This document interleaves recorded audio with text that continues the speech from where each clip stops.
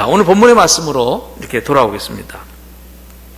사도 바울이 3차 전쟁을 마치고 이제 예루살렘을 향해서 가는데, 예루살렘에 가면 환난과 결박이 기다리고 있을 거라고 하는 성령의 음성을 들었고요, 많은 예언자들의 예언을 들었어요. 그래서 사도 바울은 그래도 결심을 하고 예루살렘으로 들어가는 거예요. 여러분, 이 죽음이 결정된 사람은 두려울 것이 없습니다. 바울이 그런 거죠. 성공하거나 실패해도 괜찮아요. 건강하거나 병들어도 그것이 중요하지 않습니다. 예수 그리스도의 부활을 통해서 우리들의 부활과 영생을 확실히 믿는 그런 사도 바울에게는 비록 가면 죽음이 기다리고 있다 할지라도 그것을 두려워하지 않았다는 거죠. 사도 바울은 다른 형제들과 함께 당당하게 예루살렘으로 입성을 하는 겁니다. 이게 오늘 본문의 시작이에요. 예루살렘에 입성을 하게 된 거예요. 자, 여기서 좀 읽어봅시다. 17절 18절 말씀을 다 같이 읽겠습니다. 사도행전 오늘 21장 17절 18절 다 같이 읽습니다. 시작. 예루살렘에 이르니 형제들이 우리를 기꺼이 영접하거늘 그 이튿날 바울이 우리와 함께 야고보에게로 들어가니 장로들도 다 있더라. 아멘. 바울과 그 일행이 예루살렘에 도착을 했습니다. 그랬더니 형제들이 반갑게 맞이해 줬다는 거예요. 그래서 그 형제들과 반갑게 맞이한 형제들과 함께 교제하고 그리고 잠을 자고 그 다음날 당시 예루살렘 교회의 최고 지도자 예수님의 친동생인 야고보에게로 들어갔습니다. 예루살렘 교회 담임 목사이면서도 그 예루살렘 교회 지도자이죠. 그 야고보에게 들어가니까 교회 지도자들이 같이 있더라는 거죠. 그래서 바울이 그들에게 문안을 해요. 이제 그 다음 구절을 보면 바울이 그들에게 문안을 하고, 그리고 그동안 바울 일행이 이방인들 있는 지역에 가서 복음을 전해서 그 가운데 많은 사람들이 예수 믿게 되었 그런 일들, 하나님이 행하신 이방 선교 가운데 하나님이 행하신 일들을 이야기하고 간증하니까 그 이야기를 들은 사람들이 하나님께 영광을 돌렸다는 거죠. 영광을 돌립니다. 20절 앞에만 제가 일단 읽을게요. 그들이 듣고 하나님께 영광을 돌리고, 바울의 그 선교복을 듣고서 하나님께 영광을 돌렸어요. 자, 그런데 영광을 돌리고 그 다음에 이 야고보가 심각한 말을 하는 겁니다. 바울한테 심각한 얘기를 하는 거예요. 이 대목을 다 같이 읽겠습니다. 20절에 다 같이 시작. 바울더러 이르되 형제여 그대도 보는 바에 유대인 중에 믿는 자 수만 명이 있으니 다 율법의 열성을 가진 자라. 아멘. 이 말은 무슨 말이냐면요, 유대인 중에 믿는 자가 수만 명이라는 거예요. 예루살렘은 유대인들이 모여있는 제일 큰 대도시죠. 그 예루살렘에 예수를 믿는 유대인들이 수만 명이 되었다는 거예요. 여러분, 초창기에 예수님의 부활 승천을 목격한 유대인들 가운데 120명이 마가의 다락방에 모여서 기도하다가 성령 충만 받았습니다. 그 120명이 나가서 전도하면서 예루살렘 교회가 시작됐는데 벌써 이제 오랜 시간이 흘렀죠. 한 20여 년 흘렀는데 수만 명이 예루살렘에 예수 믿는 유대인들이 생겼다는 거예요. 수만 명이. 이건 참 좋은 일이죠. 그런데 그들이 문제였어요. 오늘 이 20절 끝에 뭐라고 그래요? 그들이 다 율법의 열성을 가진 자라. 율법의 열성을 가진 자라. 이게 무슨 말이냐? 그들이 예수를 믿고 복음의 열정을 가졌으면, 복음의 열성을 가졌으면 참 좋겠는데, 그들이 예수를 믿는다고 하면서도 율법의 열성을 가졌다. 이게 문제라는 거죠. 예수를 믿고 그리스도인이 된 후에도 유대의 전통과 관습, 이것을 반드시 지켜나가야 한다고 주장하는 율법의 열성을 가진 자가 됐다는 거예요. 율법과 전통과 관습 지키는 일에 몰두하는 사람들이 됐다는 거예요. 여러분, 여기서 우리가 유대인들에 대해서 좀 이해를 해야 돼요. 유대인들의 그런 오랫동안 지켜온 전통과 율법이 여러 개가 있어요. 처음에는 모세오경, 창세기, 출애굽기, 레위기, 민수기, 신명기, 모세오경에 나오는 그런 율법들을 지킨 거죠. 근데요, 그것이 나중에 발전돼서 미드라시라는 게 생겼어요. 미드라시. 이 미드라시가 어떻게 생겼냐면, 이건 장로들의 전통이라고 하는 건데, 기원전 586년에 유다 백성들이 바벨론에 멸망해서 다 포로로 잡혀갔어요. 핵심들은 다 포로로 잡혀갔어요. 70년을 바벨론에서 포로 생활했어요. 70년 만에 고레스 칙령으로 이제 돌아오게 됐는데, 돌아와서 폐허가 된 데서 다시 예루살렘을 재건하면서 고생을 하면서 이들 마음 가운데 분명히 바뀐 게 있어요. 우리가 하나님의 말씀에 순종하지 않아서, 우리가 바벨론에게 멸망당해서 이렇게 지옥적으로 70년을 그들의 포로로 살았다. 근데 이제 정말 하나님의 은혜로 우리가 고향 땅으로 돌아오게 됐으니 이제부터는 하나님의 말씀을 열심히 지키면서 살자. 여기까지는 괜찮아요. 그러면서 모세의 율법에 세세하게 그런 조항들을 더해서 모세의 율법에 나와 있는 율법 조항에 10배에 달하는 그런 조항들을 추가시켰어요. 그게 미드라시입니다. 이 이후에, 예수님 이후에 주 200년경에 미시나라는 것이 또 생겨요. 미시나. 이거는 뭐냐면 그 방대한 미드라시를 또 해석해서 또 정리를 하니까 또 추가됐어요. 미시나야. 세 번째는 게마라라는 것이 생겼어요. 게마라는 주 500년경에 이 미시나에다가 또 해석과 해설을 덧붙여서 더 추가시켰어요. 그 다음에 이거로 끝났냐? 아니에요. 탈무드. 이 탈무드는 미시나와 게마라에 주석을 달아서 아예 합본 정리한 거예요. 요즘 탈무드 여러분 한두 권으로 돼 있지 않아요. 수십 권으로 돼 있어요. 그러니까 요즘에 서점에 나오는 탈무드는 뭐 낱권으로 하나씩 있는데 유대의 탈무드는요 수십 권이 수십 권. 한번 생각해 보십시오. 이렇게 유대인들이 모세의 율법에 새로운 조항과 해설을 끝없이 추가시켜 놨어요. 그러다 보니까 아침부터 밤늦게까지 그 율법 따라 살아야 돼. 아침에 깨나자마자 어떻게 기도해야 되고, 정결례식 어떻게 씻어야 되고, 심지어는 그러니까 우리로 말하면 세수하는 법도 다 해가지고 어떤 방법으로 다 씻어야 되고, 아침 식사는 어떻게 해야 되고, 기도는 어떻게 해야 되고, 이게 난 깨어나서부터 잠잘 때까지 완전히 율법에 얽매여서 살아가는 거예요. 이게 유대인들의 삶입니다. 오늘 본문에 예루살렘 최고 지도자 야고보가 말한 그 유대인들은 믿는 사람이라 할지라도 하나님이 주신 율법과 전통 그것을 지켜야 된다는 얘기죠. 그 유대인들은.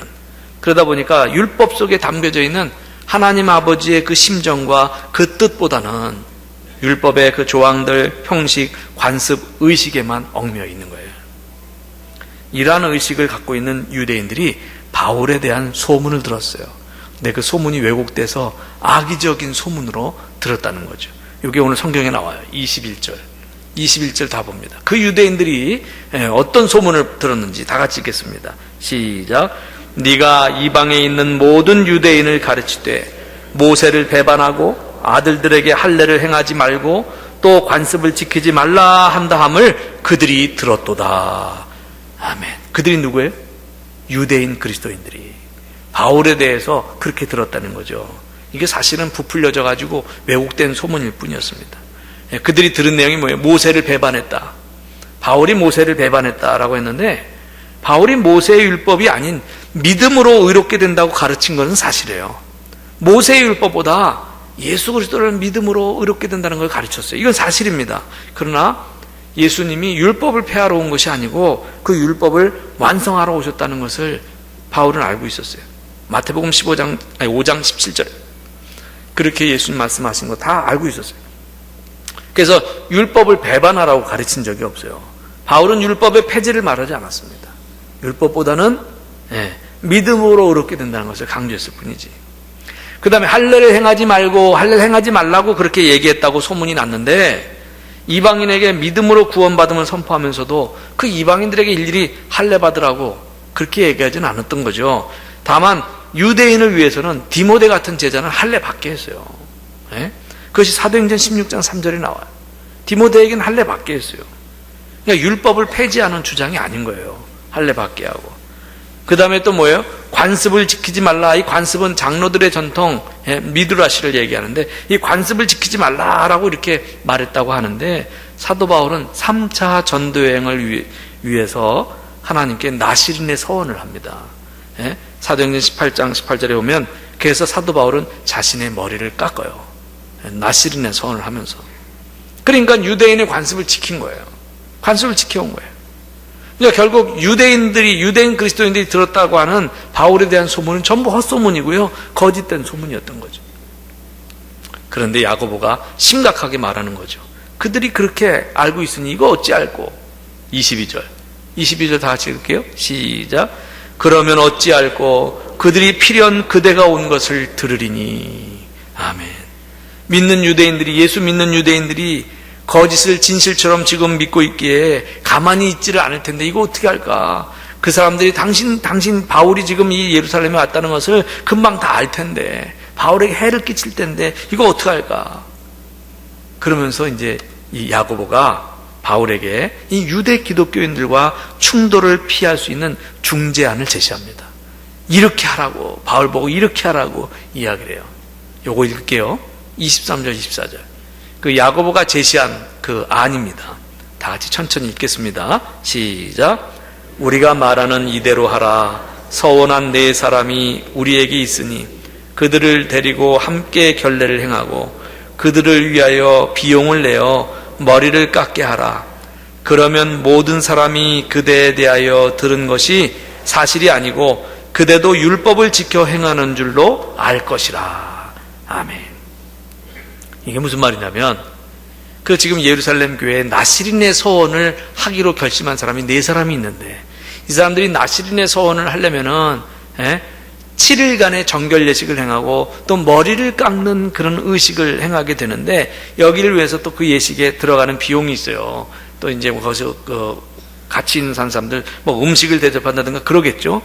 그러니까 바울 당신이 거기에 들어가는 비용을 다 대고 나시린의 서원을 하는 그 4명의 사람들과 함께 7일 동안 정결 예식에 함께 참여하고 그들과 함께 해라.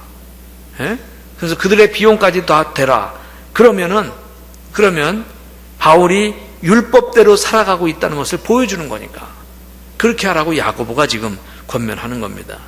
바울이 이 제안을 받아들여요. 이 제안을 받아들여요.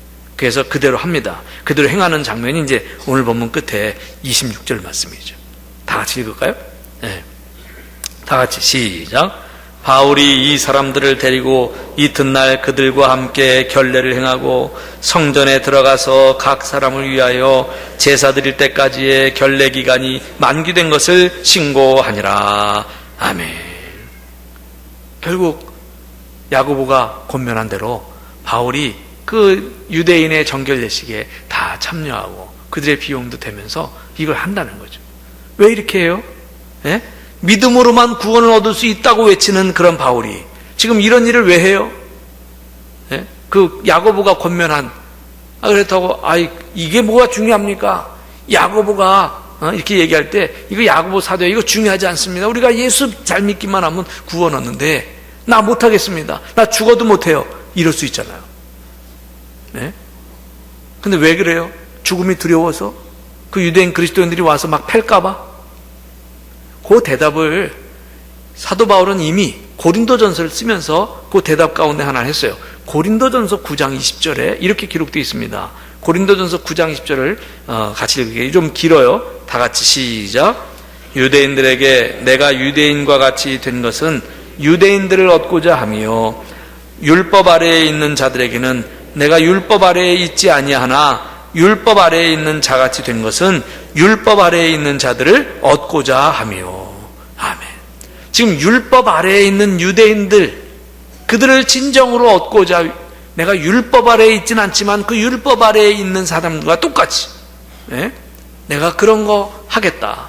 그 이유는 그 율법 아래에 있는 사람들을 진정한 그리스도인으로 얻기 위해서 그 얘기를 지금 하는 겁니다.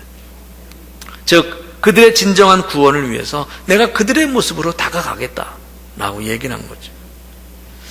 자, 여기까지가 오늘 본문의 말씀인데요. 여러분, 오늘 성경 말씀에 나타난 예루살렘 교회의 가장 큰 문제가 수만 명의 믿는 유대인들에게 있다는 그 이야기입니다.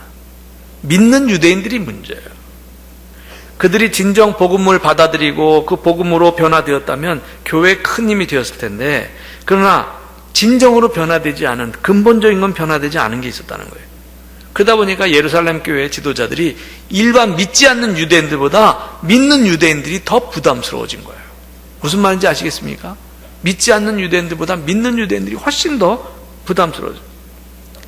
교회 밖에 아예 예수 안 믿는 사람, 그 사람하고 내가 관계하면서 어려운 것보다 교회 안에 있는데 나랑 같은 속해인데 나랑 생각이 완전히 다른 사람이 더 힘들 수 있잖아요. 그 얘기를 하는 거죠.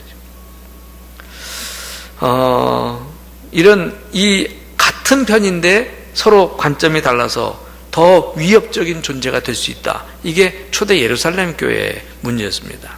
그들이 왜 문제가 됩니까? 변화되지 않았기 때문이에요. 진짜 변화되지 않았기 때문에.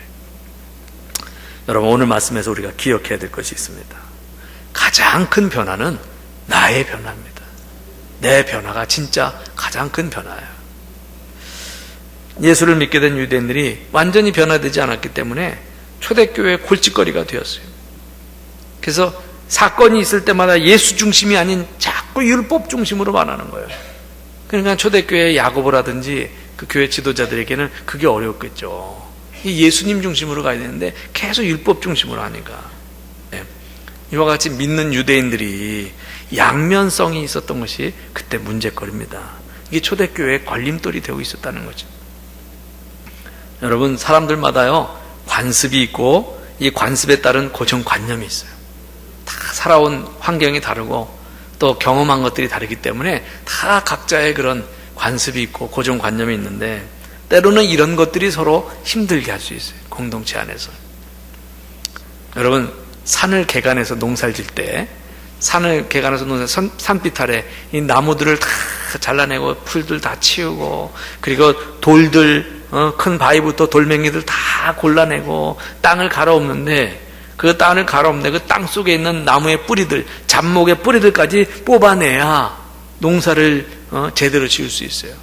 하다가 너무 힘들다고 귀찮다고 그 뿌리를 놔뒀다면 어떻게 되겠습니까? 두고두고 힘든 거지 뭐. 그 뿌리들이 있으면. 전 농사를 안 져봐서 몰라요. 그냥 그렇다고 하니까 그런 줄 알아요. 여러분, 그렇습니까? 이같이 유대인들도 오랫동안 뿌리 내린 그 율법과 전통, 그 관습이 있었어요. 이것을 뽑지 않으니까 바울과 지도자들이 힘들게 된 거예요. 여러분, 가장 큰 변화는 나의 변화입니다. 나부터 변화되어야 하는 거죠. 그래서 우리가 예수를 믿으면 철저히 변화되어야 돼요. 내 생각도 나의 관습이나 습관도 한번 갈아엎어야 돼요. 변화, 그러니까 변화에는 두 종류가 있어요. 물리적 변화가 있고 화학적 변화가 있습니다. 여러분, 물리적 변화는 성질이 바뀌지 않고 형태만 바뀌는 게 물리적 변화예요. 그래서 물을 얼리면 얼음이 돼요. 근데 그 얼음을 다시 녹이면 물이 돼요. 그럼 물과 얼음은 성질은 안 바뀌었어요. 액체에서 고체가 되고 고체에서 액체가 되는 형태는 바뀌었지만, 그러니까 물과 얼음 똑같이 H2O 성분이 똑같아요. 분자 구조가 같아요. 그러니까 이거는 물리적 변화라고 그래요. 나무를 베서 그것을 목재로 만들고 책상을 만들고 의자를 만들면은 나무로 만들기 때문에 나무의 성격이 그대로 드러나는 거죠. 이게 물리적 변화예요. 근데 화학적 변화는 뭔가 달라지는 거예요. 포도를 따가지고 거기다 설탕을 넣고 이거를 꽉 밀봉해 놓으면 얘가 6개월, 1년 지나면 포도주가 돼. 거기서는 전혀 없었던 알코올 성분이 막 거기 생기고 막 그렇게 되는 거예요. 그 알코올 성분이 원래 있었냐? 아니, 없었어요. 포도나 물이나 설탕이 없었어요. 그 거기서 새롭게 생긴 거예요. 이건 화학적 변화죠. 성질이 바뀌었어요. 성질이 바뀌는 거예요. 분자 구조가 바뀌어지는 거죠. 여러분, 이게 성질과 분자 구조까지 완전히 달라지는 화학적 변화처럼 내가 예수님을 따르는 제자가 된다면 세상 사람들과는 달라지는 그런 근본적인 변화가 있어야 되겠다는 거죠. 그런데요, 특이한 점은 이런 변화가 일어날 때는 외부로부터 공기든지 열이든지 온도든지 어떤 에너지를 받아야 이런 변화가 일어납니다. 예? 처음에 물질이 다른 물질로 또 이렇게 바뀌게 돼요. 완전히 다른 성질로 변화하려면 외부적인 에너지가 필수예요. 그럼 우리에게는 어떤 게 필요할까요? 우리에게는 성령과 은혜가 필요한 거예요. 우리가 성령과 은혜가 우리 속에 들어오면 내가 예수를 믿으면서 사고방식이나 이런 것들이 바뀌어지는 거죠. 바뀌어지는 거예요. 사도 바울의 경우에도 이 유대교의 적극적인 열혈당원이었어요. 그래서 예수 믿는 기독교인들을 붙잡아다가 핍박하고 고문하고 죽이는 일에 앞장섰던 사람이죠. 근데 그가 다메섹으로 가는 동안에 예수님을 만납니다. 사도행전 9장에 그 대목이 나오는데 다메섹으로 가는 도중에 환하게 빛 가운데 예수님이 나타나신 걸 만나요. 그 음성을 듣습니다. 사울아 사울아 네가 어찌하여 나를 박해하느냐. 사도행전 9장 4절이죠. 부활하신 예수님을 만나는 순간입니다. 그 부활하신 예수님을 만남으로 사울이 바울로 되는, 완전히 변화되는 그런 사건이 나타난 거죠. 물론 그 다음에 과정도 있었겠죠. 제자 훈련 막 하고 광야에 나가서 말씀으로 훈련받는 그런 순간도 있었죠. 그러나 그가 완전히 바뀌었어요. 제가 말씀 보면서 저를 생각해 봤습니다. 모태신앙이고 어렸을 때부터 교회에서 자랐지만 저는 어렸을 때부터 세상에서 성공하고 싶은 그런 욕망이 있었어요. 뭐 여러 가지로 저희 가정 환경도 그렇게 넉넉하지 않고 어려운 가정 환경 가운데서 자라다 보니까 그런 의지가 생긴 것 같아요. 예? 나는 성공해서 우리 집안을 일으켜보겠다. 중학생 때 제가 학교 갈 때 그 모자 쓰고 교복 딱 입고 가방 딱 들고 가는데 그 모습을 본 어른들은 다 한결같이 그때 얘기를 했어요. 이야, 정준이 너는 어쩌면 그렇게 걸음이 당당하고 그렇게 의지에 차서 걸어가냐. 키는 조그만데. 예?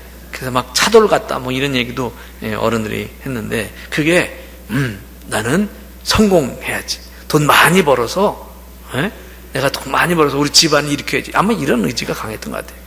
그러니까 이 정도도 그때 중학생 때 생각했다면 이거 철든 거죠. 일찍 철든 거예요. 그래서 그랬는데 중학생 때 은혜를 받았어요. 성령 체험을 하고. 그래가지고 교회 나가서 신앙생활하는 게 너무 좋았어요. 변화된 게 있었죠. 내가 평생 그래도 주님의 일을 감당하겠습니다. 근데 요건 안 변해. 내가 밖에 나가서 돈 많이 벌어서 내가 성공해서 그리고 교회를 잘 섬기겠다. 요건 안 변하는 거지. 이야, 이게 안 변하더라고요. 그러다가 고등학교 3학년 말에 하나님으로부터 하나님의 음성을 듣죠. 그 길로 제가 신학대학에 원서 놓고 주의 종의 길을 가게 되는데 그때 사실은 많이 내려놓은 거예요. 제 욕망을 다 내려놓은 거예요. 다 내려놓은. 근데 이제 신학대학 졸업하고 전도사 할 때도 그렇고 목회하면서도 가끔가다 불쑥불쑥 그런 욕망이 드러날 때가 있었어요. 그러니까 하나님께서 제 건강을 꺾으시면서까지 저에게 많은 것을 내려놓게 하셨습니다. 사실 제가 오늘날까지 제가 살아오면서 이렇게 주님의 일을 하게 된 것도 다 크신 주님의 은혜입니다. 제가 세상에서 그 무엇이 되는 것보다 주의 은혜 가운데 사는 것이 제 삶의 목적이에요. 찬송가 중에 좋아하는 찬송 몇 가지가 있는데 그 중에 하나가 490장입니다. 제 신앙 고백이 담겨 있는 거죠. 주여 지난밤 내 꿈에 되었으니 그 꿈 이루어 주옵소서. 밤과 아침의 계시로 보여주사 항상 은혜를 주옵소서. 다 같이 할까요? 나의 놀라운 꿈 정녕 나 믿기는 장차 그 은혜 받을 표니. 나의 놀라운 꿈 정녕 이루어져 주님 얼굴을 배우리라. 할렐루야. 여러분, 우리가 날마다 옛사람을 벗고 새사람을 입은 자로 사는 비결은 성령 충만한 것입니다. 근데 그 성령 충만한 비결은 말씀이신 그 예수님으로 내 안에 채워서 내 속사람이 변화되고 강건해지는 거예요. 그렇지 않으면 믿는 유대인들처럼 자꾸 공동체 안에서 서로 힘들게 하고 남을 아프게 하고 그럴 수가 있는 거죠. 이제 여러분들은 정말 그 예수님 내 안에 모시고 내가 성령 충만함으로 확실한 그 예수님의 사람으로 살게 되시길 바랍니다. 여러분, 오늘 말씀에 기억하십시오. 가장 큰 변화는 나의 변화입니다. 그러한 변화들이 있기를 바랍니다.